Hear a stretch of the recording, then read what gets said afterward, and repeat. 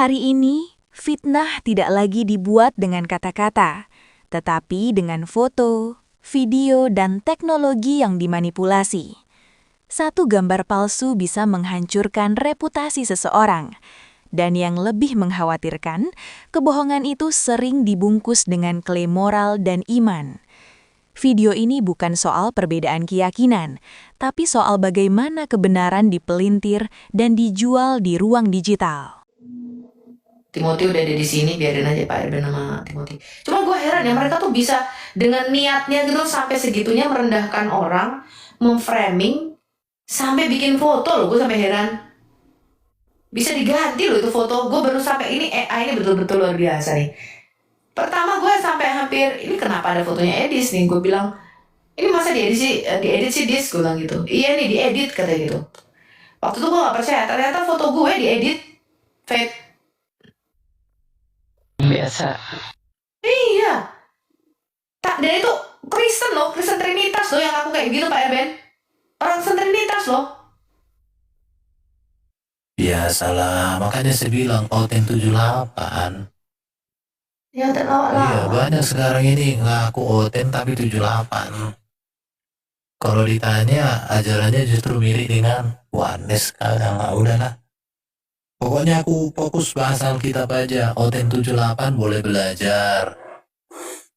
Iya, Ini lihat ini. Oten 78. Dia saking niatnya. Mana ya kemarin yang dia bikin gambar. Ini bisa dapat, dia bisa edit foto kayak begini loh, coba nih lihat nih. Ya gampang bikin AI aja Ini bisa. AI kayak begini nih lihat. Gue liatin sama kalian ya. Ini lo lihat ini. Ini nggak tahu gue dari mana dia bisa bikin foto kayak gini, coba bayangin. Dan ini orang Kristen, mereka ngakunya Kristen ya. Itu bukan pakai Bayangin. AI. Iya. Ini lo lihat nih. Gue gak pernah nih anak siapa lagi, gak pernah gue punya foto kayak begini nih. Jadi dia bisa bikin saking niatnya dia untuk memfitnah orang dan menuduh orang. Bisa bikin kayak begini. Gue kasih 1 miliar. Ini kalau ini foto asli ya. Gue kasih kalian 1 miliar. Kalau kalian bisa tunjukkan ini foto asli nih. Muslim itu kalau nggak salah. Kayaknya itu Muslim, Bu Sofi. Iya, Muslim ya, Muslim. Kalau nggak salah Muslim, setahu saya. Muslim, domba suci ya. Muslim itu. Iya loh, dia bisa bikin foto-foto kayak gini. Terus dia bisa bikin apa nih, macam-macam nih, lihat nih. Pak, pertama gue gak percaya ya. Hamba-hamba Tuhan dalam gereja.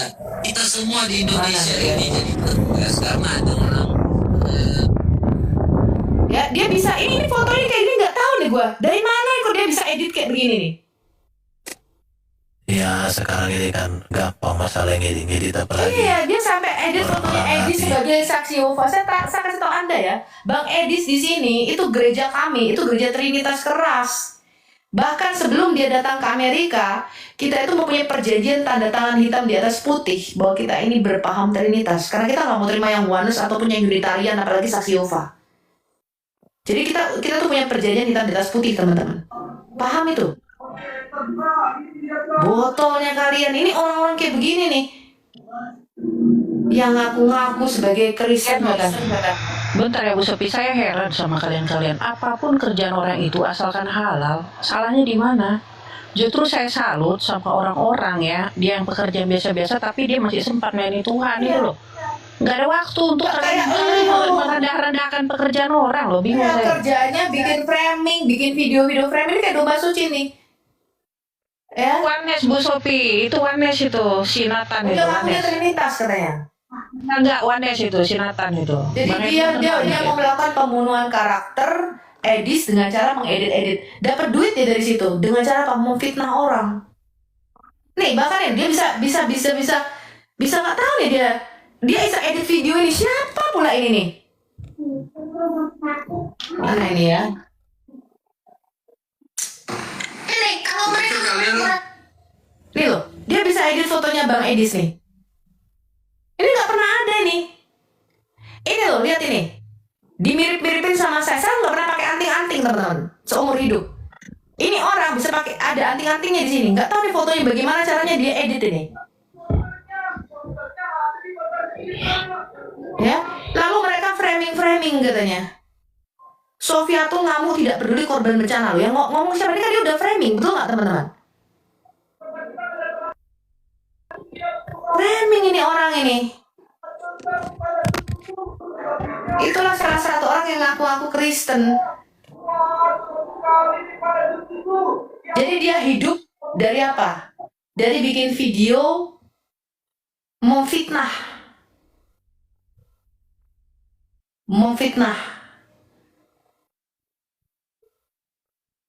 Tergantung siapa yang namanya lagi terkenal atau lagi populer.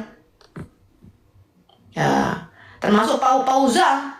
Pauza nggak ada hubungan sama Edis, ikut-ikut pula. Sok-sok kenal, sok dekat sama Edis. Padahal Edis tidak pernah sama sekali menyinggung Pauza. Betul nggak Pak Erben? Nah, fokus kita ke ini aja. Ini sudah naik ke atas. Iya, bisa Iya. aja mereka singgung-singgung begitu. Mau kurang ajar mereka ini. Makanya nggak usah direspon, lebih bagus. Jadi diluruskan aja. Kalau direspon, mereka respon lagi. Enggak, tapi yang saya jengkel, mereka bisa mengedarkan foto-foto yang nggak ada sama sekali Pak Erben. Dan ngakunya orang Kristen lagi, bayangin. Itu diedit, bos. Sekarang kan udah canggih. Heran saya, sampai fotonya Bang Edis. Maksudnya saking segitunya mereka mau memfitnah orang, begitu loh. Nggak ada tuh foto-foto Edis dengan saksi Yehova tuh, nggak ada Edis aja, nggak tahu apa tuh saksi Yehova kok. Kebotolan yang nyata. Ya udah lanjut. Saya cuma jengkel aja di pagi-pagi bangun ya. Sofi lanjut nih. Oh iya loh, bisa dia edarkan foto-foto yang nggak ada loh. Aku aja nggak pernah tuh foto kayak gitu tuh. Bisa mukanya ditempelin mukaku, dibikin seakan-akan tuh aku gendong anak. Coba bayangin. Niatnya loh, saking segitunya niatnya dia merendahkan dan memfitnah orang. Coba bayangin. Ya udah lanjut. Ini soalnya udah ada beberapa nih, udah ada Timothy, udah ada pemikir ulung juga, jadi percuma juga. Oke. Apa yang tergambar dalam narasi pada video tadi menunjukkan fenomena yang semakin mengkhawatirkan di era digital. Fitnah yang diproduksi secara sistematis dengan bantuan teknologi, termasuk AI, bukan lagi sekadar tuduhan lisan, melainkan manipulasi visual yang dirancang agar tampak meyakinkan, seolah-olah nyata dan dapat dipercaya. Foto dan video diedit, dipelintir, lalu disebarkan untuk membangun framing negatif terhadap individu tertentu. Sofiatul mengungkapkan keterkejutannya ketika mendapati foto dirinya dan Edis telah dimanipulasi sedemikian rupa hingga menyerupai foto asli, padahal peristiwa dalam gambar tersebut tidak pernah terjadi. Yang membuat persoalan ini jauh lebih serius bukan hanya hasil editannya, melainkan niat yang menyertainya. Tindakan ini bukan kebetulan, bukan pula kesalahan teknis, melainkan upaya sadar untuk melakukan pembunuhan karakter. Ironisnya, pelaku dari tindakan-tindakan tersebut disebut berasal dari kalangan yang mengaku beriman, bahkan membawa identitas keagamaan tertentu. Di titik inilah masalah moral menjadi terang. Sebab apapun label iman yang diklaim, tindakan memfitnah, memanipulasi dan merendahkan sesama tetaplah tindakan yang tidak etis. Iman yang sejati tidak diukur dari pengakuan lisan atau identitas kelompok, melainkan dari kejujuran dan tanggung jawab moral dalam bertindak.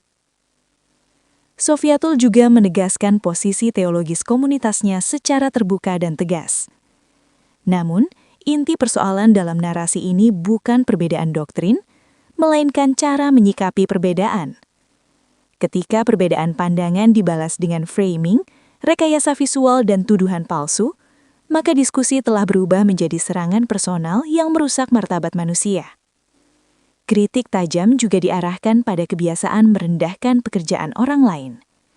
Menurut Sofiatul, selama pekerjaan tersebut halal dan tidak merugikan siapapun, tidak ada alasan untuk dihina. Justru yang patut dipertanyakan adalah mereka yang mencari keuntungan dengan cara mencemarkan nama baik orang lain, membangun konten dari fitnah, menunggangi popularitas tokoh tertentu, dan menjadikan kebohongan sebagai sumber penghasilan. Fenomena ini memperlihatkan sisi gelap kebebasan digital. Teknologi yang seharusnya membantu manusia berpikir dan berkarya, justru disalahgunakan untuk memanipulasi persepsi, memprovokasi emosi, dan menciptakan kebencian. AI, edit foto, dan edit video tidak lagi sekadar alat kreatif, tetapi telah berubah menjadi senjata untuk membentuk opini palsu. Pada akhirnya, narasi ini menjadi peringatan keras bagi publik. Di era ketika visual bisa direkayasa, kebenaran tidak boleh diterima begitu saja.